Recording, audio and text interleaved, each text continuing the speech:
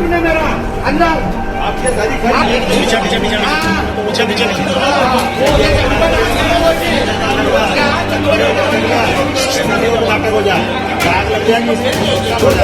कि जो भी उम्मीदवार जीते हैं वो भाजपा के नहीं है, वो कांग्रेस समर्थित उम्मीदवार जीते हैं। द लाइव टीवी, सच सबसे आगे। दोस्तों, मैं बात हफीज हूं। मध्य प्रदेश एक ऐसा प्रदेश है हिंदी बेल्ट का जिसमें बीजेपी की सरकार पिछले 4 टेन्योर से लगातार है।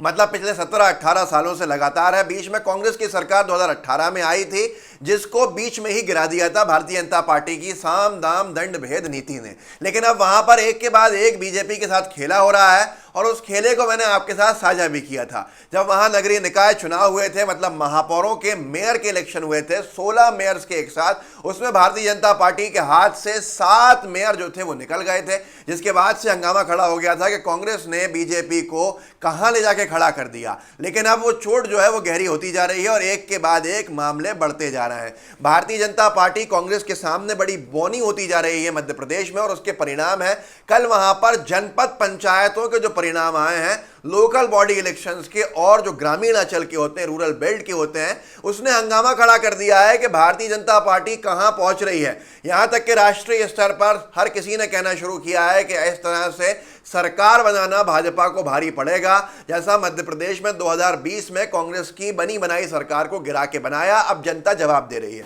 मध्य प्रदेश कांग्रेस ने ये ट्विटर हैंडल पर लिखा है, ट्वीट किया है जानकारी देते हुए कि जनपद चुनाव में कांग्रेस की प्रचंड जीत। कांग्रेस पार्टी ने जीती 313 में से 167 सीटें। जय कांग्रेस विजय कांग्रेस।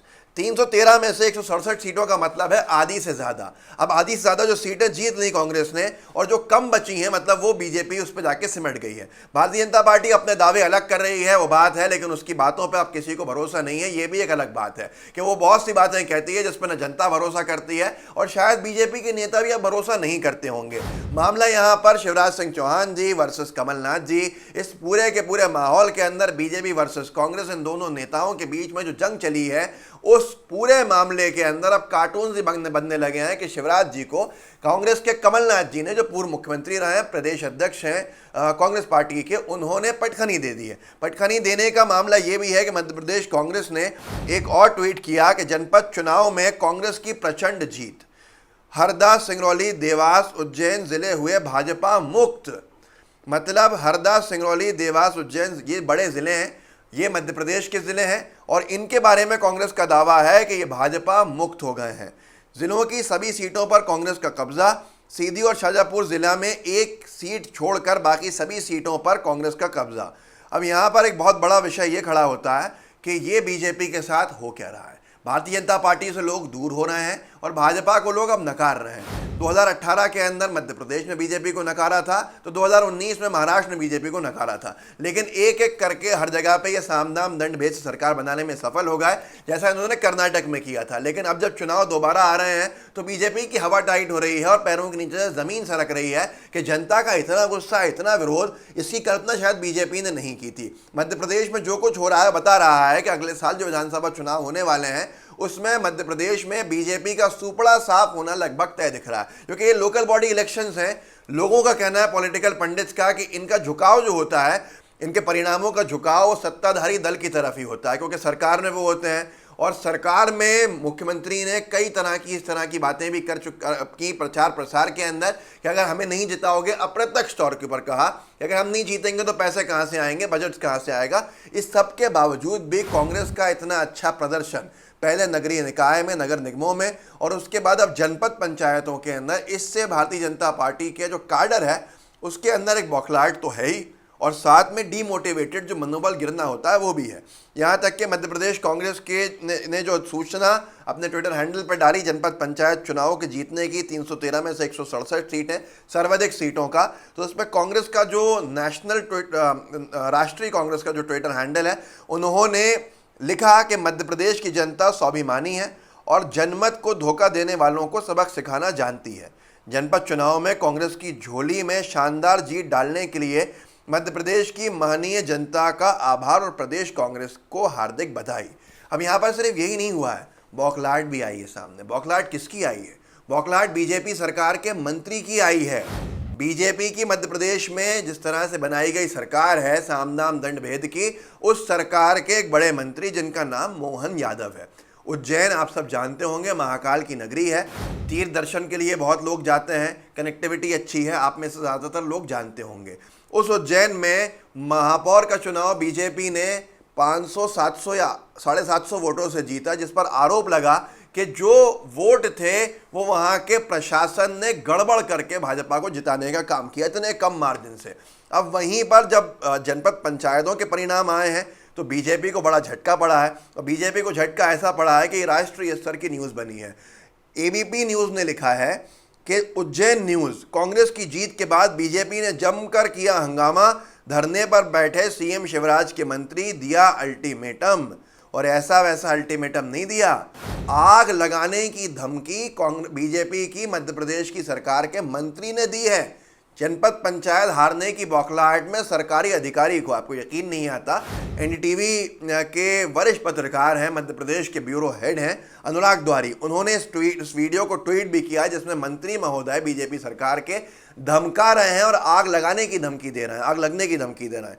इन्होंने लिखा है पंचायत चुनाव का दावा, बीजेपी 121 जीते, कांग्रेस का दावा 89 कुल, 210 हकीकत में बुधवार को 170 का ही चयन होना था। उच्च शिक्षा मंत्री मोहन यादव एडीएम से उलझ पड़े, कहा ऐसा ना हो कि नाटक हो जाए, आग लग जाए। जरा इस वीडियो को देखिए, और धमकी देने वाले कोई और व्यक्ति नहीं है बल्कि नेहरू जैकेट पहने हुए मोहन यादव जी हैं, जो मध्य प्रदेश की बीजेपी सरकार के मंत्री हैं। किस तरह से धमका रहे हैं सरकारी अधिकारी को चुनाव जीतने के लिए, वो आप देख सकते हैं। वोट भी उसने दिया तुमने मेरा अंदर, आपके सारी सारा प्रबंध आप लोगों के मानते हैं, सारा हम नहीं जानते।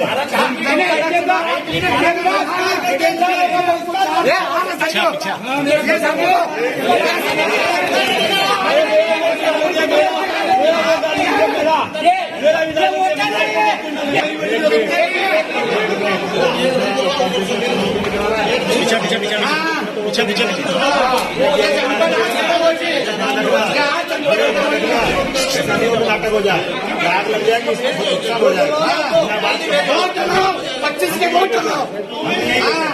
अब झूठ की पोल, जो बीजेपी ने एक बहुत बड़ा दावा किया, जिसको आपने अनुराग द्वारी जी के ट्वीट में सुना भी कि 121 जीतने का दावा कर दिया, और उसके बाद और जोड़ दिए उसके अंदर, तो उसमें बड़ी फजीयत तो हुई क्योंकि मध्य प्रदेश कांग्रेस कमेटी ने एक चार्ट जारी कर दिया। बीजेपी ने जो सूची जारी करी थी उसको मार्क करके उसमें पहले ही पन्ने के ऊपर 6 नाम जो जारी किए थे बीजेपी ने उनके जीते हुए, वो कांग्रेस के प्रत्याशी थे, कांग्रेस के समर्थित प्रत्याशी थे, और कांग्रेस ने उनका नाम हाईलाइट किया और एक्सपोज कर दिया, जिससे कि बीजेपी की और फजीयत हुई। ये कहा गया कि बीजेपी कांग्रेस के नेताओं की, कांग्रेस के प्रत्याशियों की जीत को अपनी जीत बता के जनता में गलत परसेप्शन बनाने का काम कर रहा है। और कल भी ऐसा ही हुआ कि बीजेपी ने जहां पर जीत का दावा कर दिया, वहां पर खुद बीजेपी के 3 मंडल अध्यक्षों ने बीजेपी की पोल खोल दी। एमपी कांग्रेस के ट्विटर हैंडल पर चला, भाजपा की झूठी जीत बेनकाब।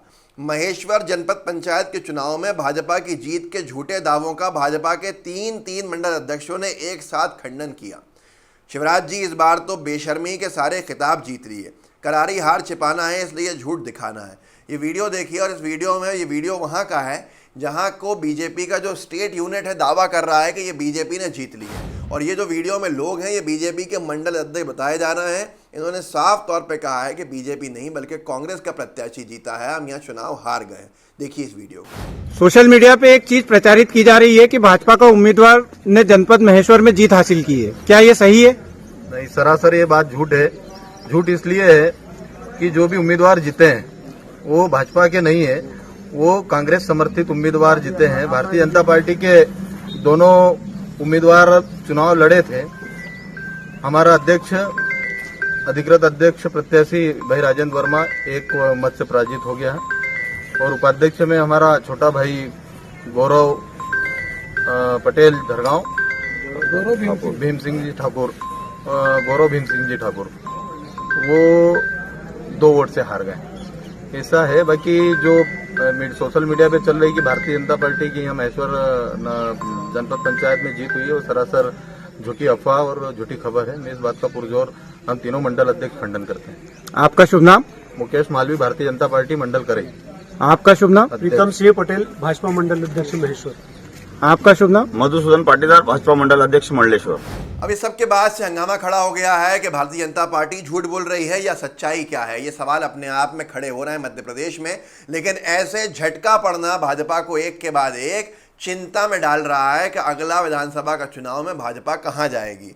मध्य प्रदेश के जो पूर्व मुख्यमंत्री हैं और कांग्रेस के प्रदेश अध्यक्ष का ट्वीट भी आ गया कि उनके चुनाव जो जनता ने जिताया है उसके संदर्भ में कमलनाथ जी उन्होंने ट्वीट किया है, जनपद पंचायत के चुनाव में कांग्रेस पार्टी को दिए गए अभूतपूर्व समर्थन के लिए मैं मध्य प्रदेश की सम्मानित जनता का हार्दिक अभिनंदन करता हूं।